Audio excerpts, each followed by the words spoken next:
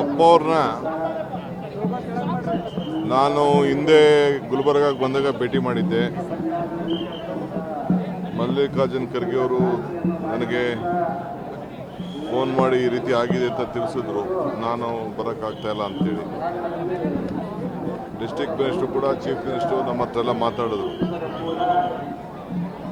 ಭಾಳ ದೊಡ್ಡ ಧಾರ್ಮಿಕವಾಗಿ, ಶೈಕ್ಷಣಿಕವಾಗಿ, ಸಾಮಾಜಿಕವಾಗಿ ಎಲ್ಲ ಜನರ ಹತ್ರ ಬೆರೆತು ಸಮಾಜ ಸೇವೆಯನ್ನು ಮಾಡಿದಂಥ ಒಬ್ಬ ಧೀಮಂತ ಶರಣರು. ಅವ್ರಿಗೆ ಇಡೀ ಸರ್ಕಾರ ಅವರ ಜೊತೆ ಮತ್ತು ಅವರ ಕುಟುಂಬ ಜೊತೆ ಮತ್ತು ಅವರೆಲ್ಲ ಭಕ್ತಾದಿಗಳ ಜೊತೆಯಲ್ಲಿ ನಾವಿದ್ದೇವೆ. ಆ ದೃಷ್ಟಿಯಿಂದ ಅವ್ರಿಗೆ ಸರ್ಕಾರ ಗೌರವದೊಂದಿಗೆ ಅವ್ರಿಗೆ ಅಂತಿಮ ನಮನವನ್ನು ಕೊಡಬೇಕು ಅನ್ನೋ ದೃಷ್ಟಿಯಿಂದ ನಾನು ಇಲ್ಲಿಗೆ ಬಂದಿದ್ದೇನೆ. ರಾಷ್ಟ್ರಧ್ವಜ ಆರಿಸೋ ದಿನ ಆ ಕುಟುಂಬಕ್ಕೆ ರಾಷ್ಟ್ರಧ್ವಜವನ್ನು ಇವತ್ತು ಅರ್ಪಿಸಿದ್ದೇವೆ.